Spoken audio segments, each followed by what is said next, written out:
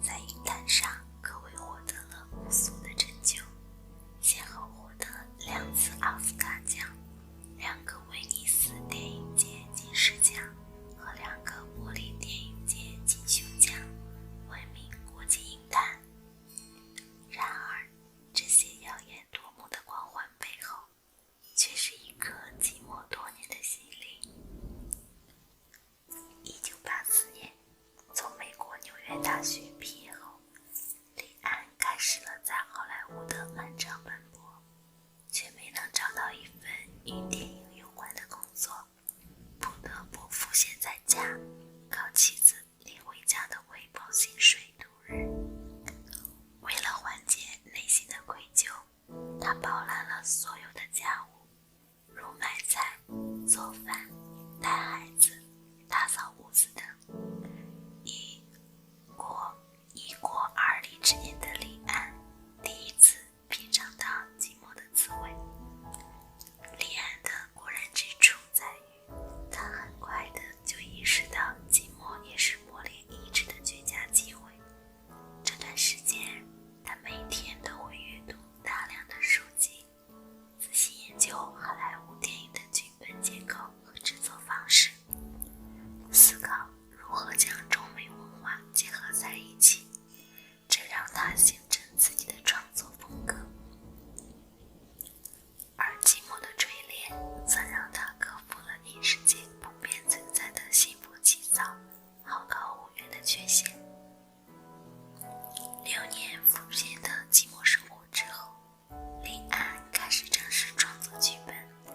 他将中国文化和美国文化有机地结合到一起，从而创造出了一些全新的作品。而后开始真正的指导电影的生涯，其电影作品广受中美两国人民的喜爱。一点也不夸张地说，李安就是一座桥梁，一座使东西方饮食文化得以沟通的桥梁。生活所迫又怎样？环境不好又怎样？困难大又怎样？优秀都是熬出来的。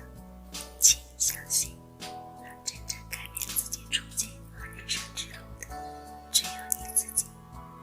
人生一般人忍不了的痛，吃一般人吃不了的苦，一再磨练自己的意志力，找到自己身上强大的力量，并且一生不断的修正和成长，这就是拯救你的优秀。你终究也会懂得，熬过一段艰难的时光后，你想要的一切必会在合适的时候实现。学着默默承受吧，为了破茧成蝶的那一瞬，为了凤凰涅槃的那一刻。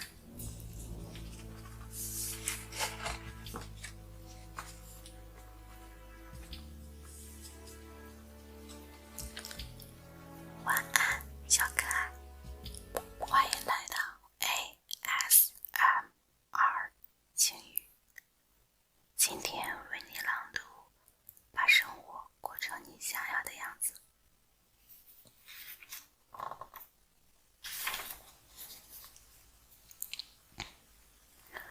在有限的生命里，做你喜欢的事。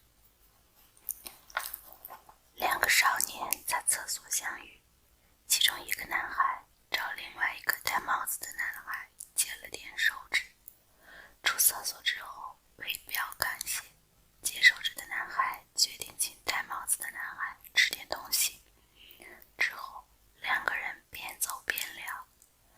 戴帽子的男孩说，我最近很郁闷，家里人一直逼着我学钢琴，可我怎么也弹不好。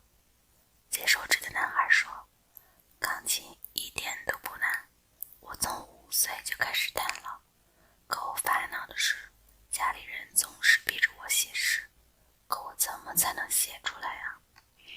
戴帽子的男孩一听，笑着从包里拿出一沓稿纸，说，这个给你吧，拿回去交差，我最喜欢写诗。你一定猜不到，那个不爱学琴的男孩正是大诗人歌德，而那个不爱写诗的男孩则是音乐家莫扎特。人一定要做自己喜欢、自己想做的事，才能得到快乐。或许在此过程中，我遇到周围的人或者环境的阻碍，但我们不该为此放弃自己的意愿，因为有些事一拖延，可能就是一辈子。日本最年轻的临终关怀主治医师大井秀一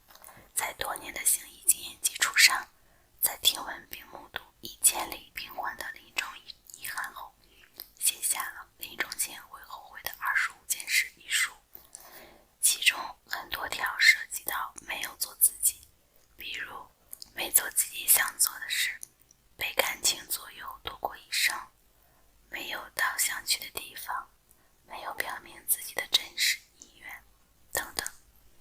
一个真正爱自己的人，不会给人生留下这样的遗憾，不会因任何人的任何话而改变活出自我的初衷。小时候，他不喜欢跳舞，可是在父母的严厉要求下，还是硬着头皮去学了。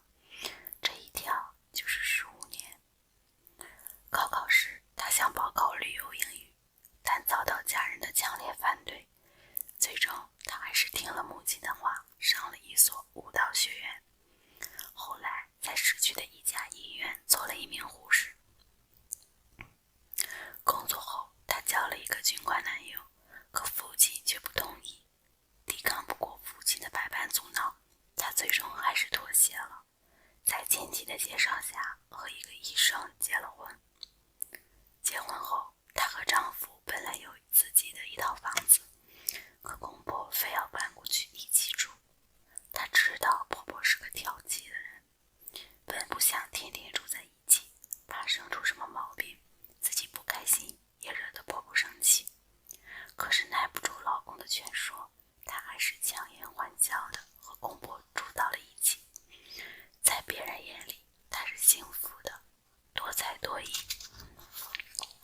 样貌出众，嫁了一个各方面都不错的好老公，还有公婆帮忙料理家务，这样的生活是多少女人求之不得的。可是她内心的苦楚，又有谁知道呢？略萨曾说，我敢肯定的是，作家从内心深处感到写作是他经历过最美好的事情，因为对作家来说，写作是最好的生活方式，因为喜欢，所以快乐，沉醉其中，乐此不疲。金钱和名誉都变成可有可无的附加值，若是束缚过多，无法做自己想做的事，久而久之一定会身心疲惫，无所适从。此时你应该学会让自己换一种活法，不为他人的言语和决定而改变意愿，人生自会惬意无比。我们总会听到有人抱怨，如果当初怎样怎样，现在就能如何如何。可是人生就是一场单程的旅途，没有回头的路。生活太累，有太多的遗憾，就是因为给了自己太多的束缚，不敢打破一切潜在的规则。找回真正的自我吧，学会自己的感觉，叫醒，放下种种担心和顾虑，勇敢地活出自己。快乐与幸福的秘密之一，就是在有限的生命里做你喜欢的事。